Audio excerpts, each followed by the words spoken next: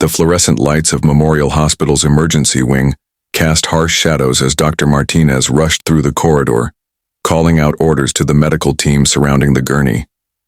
At the center of the controlled chaos lay Isabella Chen, the 34-year-old CEO of Chen Technologies, fighting for her life after a severe allergic reaction that had left her in anaphylactic shock.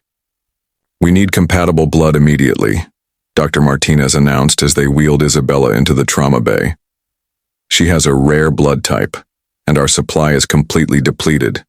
Get the blood bank on the phone now." David Thompson stood in the car hallway outside the emergency room, his 8-year-old daughter Emma clutching his hand as they waited for news about a minor injury she had sustained at school. At 39, David had served 2 tours overseas before returning home to raise Emma as a single father, working as a school maintenance supervisor to make ends meet. His military uniform from his reserve duty still showed beneath his civilian jacket, the name tag reading Thompson clearly visible. "Daddy, why is everyone running around?" Emma asked, watching the medical team's urgent activity with wide eyes. "Someone is very sick, sweetheart," David explained gently. "The doctors are working hard to help them get better."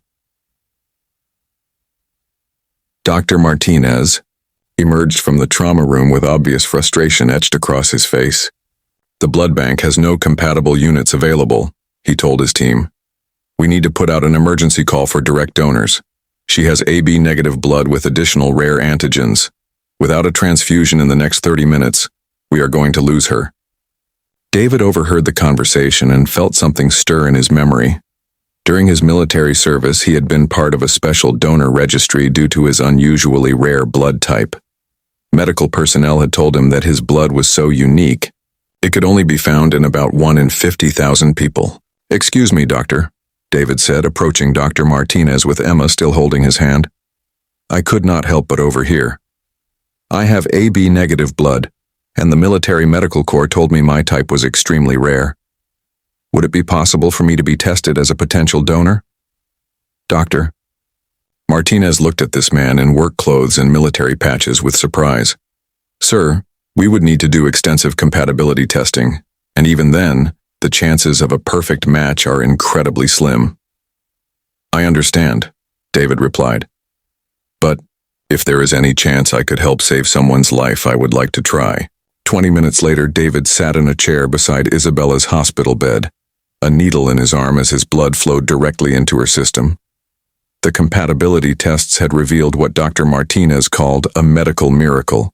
David's blood was not just compatible, but contained rare antibodies that could help counteract the severe allergic reaction that was shutting down Isabella's organs. "This is extraordinary," Dr. Martinez murmured as he monitored both patients. "Mr. Thompson, your blood type is so rare that you may be one of only a handful of people in the country who could save Miss Chen's life." Emma sat quietly in a corner chair, drawing pictures to pass the time while her father helped the sick woman. She had decorated one of her drawings with the words, "Get well soon," in careful block letters, planning to give it to the lady when she woke up. As David's blood entered Isabella's system, her vital signs began to stabilize for the first time in hours. Color returned to her cheeks and her breathing became less labored. Dr. Martinez watched the monitors with amazement as the rare antibodies in David's blood began to reverse the life-threatening reaction.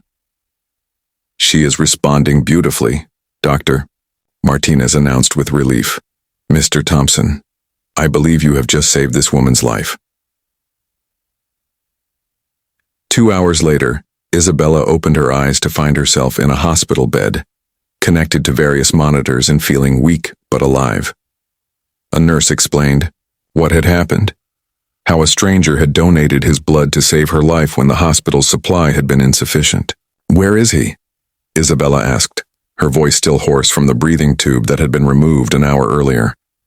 "Mr. Thompson is in the family lounge with his daughter," the nurse replied. "He has been waiting to make sure you were all right before leaving." When Isabella was strong enough to sit up, she asked to meet the man who had saved her life.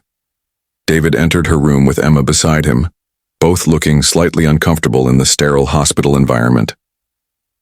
"Ms. Chen," David said formally, "I am David Thompson. I am glad to see you are feeling better." Isabella looked at this man in his work clothes and military patches, holding the hand of a little girl who was shyly offering her a hand-drawn picture. "Mr. Thompson, the doctors told me that your blood saved my life.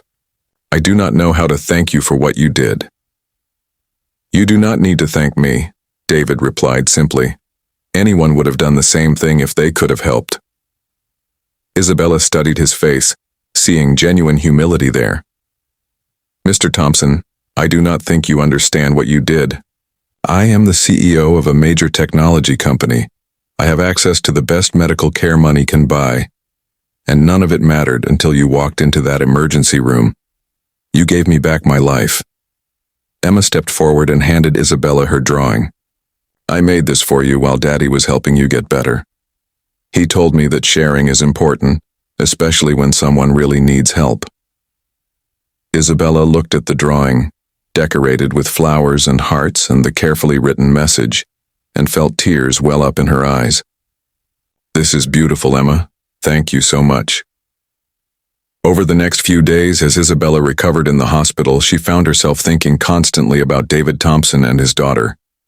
She learned that he was a single father raising Emma on a school maintenance worker's salary, that he served in the National Guard Reserves, and that he had volunteered to donate blood without knowing anything about who he was helping. When Isabella was discharged from the hospital, she made a decision that surprised even herself. Instead of returning immediately to her corporate responsibilities, she drove to Emma's elementary school, where she found David repairing a broken water fountain in the main hallway. "Ms. Chen," David said with surprise, standing up from his work, "you should not be out of the hospital so soon. Are you feeling all right?" "I am feeling much better, thanks to you," Isabella replied. "David, I came here because I have something I want to discuss with you."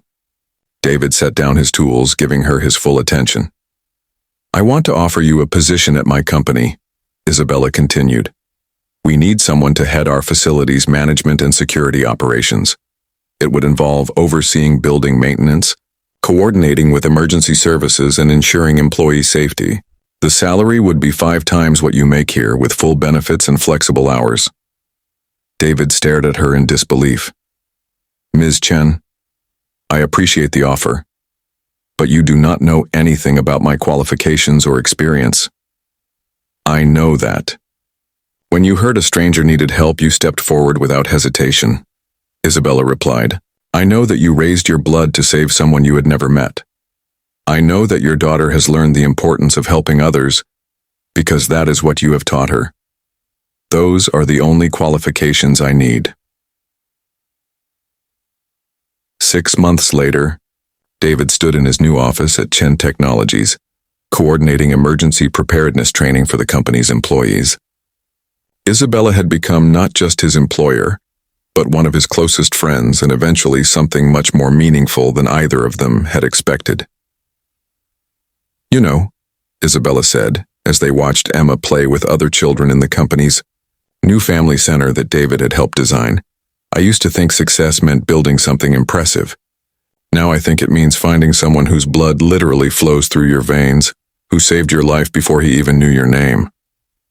David smiled, remembering the day when a simple act of donation had led to discoveries he never could have imagined.